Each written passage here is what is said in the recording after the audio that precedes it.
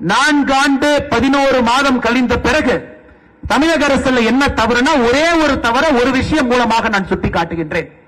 சமீபத்தில் 2 நாட்களுக்கு முன்பு சென்னை உயர்நீதிமன்றம் தமிழகத்தினுடைய காவல்துறைக்கு சொன்னாங்க, அமைச்சர் KN நேரு அவர்கள் மீது ஒரு வழக்கு பதிவு செய்யும். ஐயா, அதை சாதாரணமா கடந்து போகக்கூடாது. ஒரு அமைச்சர் ஒரு ஊழல் அல்ல, ஒரே துறையில 3 ஊழல் செஞ்சிருக்கிறாங்க. அது இடி அமைப்பு 2025 அக்டோபர்ல டிஜிபிக்கு ஒரு கடிதம் எழுதுறாங்க, டிசம்பர்ல ஒரு கடிதம் எழுதுறாங்க, ஜனவரியில இந்த ஆண்டு ஒரு கடிதம் எழுதுறாங்க. 3 கடிதம், ஒரே துறையில 3 ஊழல். நகர்ப்புற மேம்பாடு மற்றும் குடிநீர் வழங்கல் துறை, அவருடைய முனிசிபல் அட்மினிஸ்ட்ரேஷன், வாட்டர் சப்ளை, அதுல 3 ஊழல் பண்றாருங்க ஐயா. முதல் ஊழல் என்ன பண்றாருங்க ஐயா?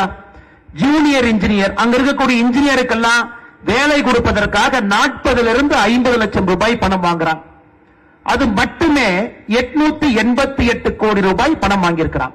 அது முதல் ஊழல். பணம் வாங்கி டிஎன்பிஎஸ்சி மூலமாக இன்ஜினியர் கொடுக்கக்கூடிய வேலையை இவங்க வீட்டுல 4 புரோக்கர் உட்கார்ந்து முடிவு செய்யறாங்க யாருக்கு வேலை கொடுக்கணும். 40 to 50 லட்சம்.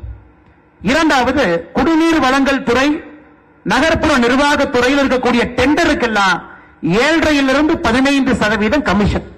அதுல 1020 கோடி ரூபாய். 1020 கோடி ரூபாய்.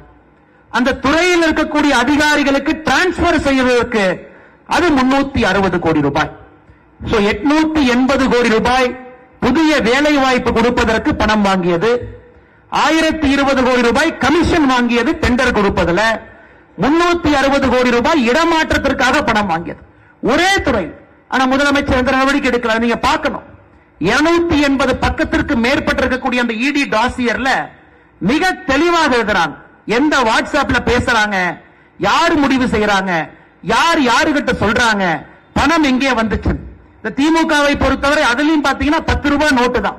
10 ரூபாய் நோட்டினுடைய அந்த 6 லெட்டர் எழுதிட்டா அதை இன்னொரு இடத்துல காட்டினா ஹவாலால பணம் கொடுக்கணும். அந்த அளவுக்கு மிகப்பெரிய ஊழல் சாம்ராஜ்யம் நடத்திட்டு எதுவுமே தெரியாம மத்திய அரசு எங்களை வாட்டி வதைப்பதற்காக ஈடிய வச்சு பயமுறுத்துறாங்க.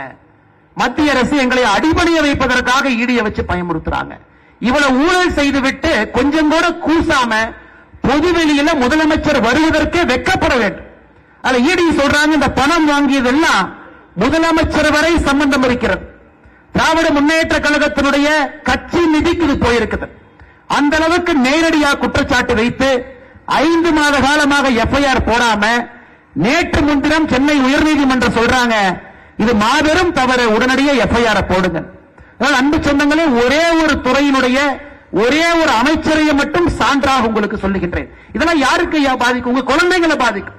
நேர்மையாக படித்து அரசு துறையில நம்ம பரீட்சை எழுதுனா யாரோ சரியான நபர் நம்ம பேப்பரை படிப்பாங்க, சரியான நபர் இன்டர்வியூ கூப்பிடுவாங்க, நமக்கு சரியான முறையில வேலை கொடுப்பாங்கன்னு எத்தனை லட்சம் இளைஞர்கள் எக்ஸாம் எழுதுறாங்க பாருங்க. ஏன் தமிழக வரலாற்றுல முதலாக ஒரு குரூப் 2 பரீட்சையை ரத்து பண்ணது இந்த கேடுகட்ட திராவிட முன்னேற்ற கழக அரசு.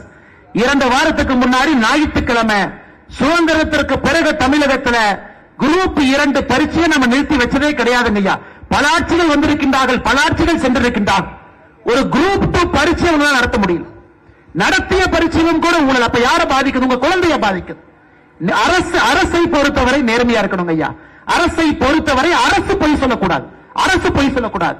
இங்க இருக்கக்கூடிய தமிழ்நாடு பப்ளிக் சர்வீஸ் கமிஷனே பொய் சொல்லுதுன்னா இங்க இருக்கக்கூடிய இளைஞர்கள் எங்கேயா போவாங்க? எங்க போவாங்க? யாரின் மீது நம்பிக்கை வைப்பாங்க?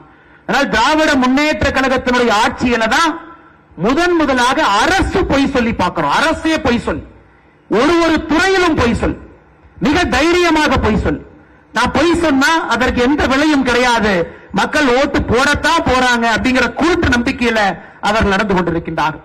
அதனால்தான் நிச்சயமாக இந்த ஆட்சியை நீங்கள் வீட்டுக்கு அனுப்ப வேண்டிய கட்டாயமும் கடமையும் நமக்கு இருக்கு.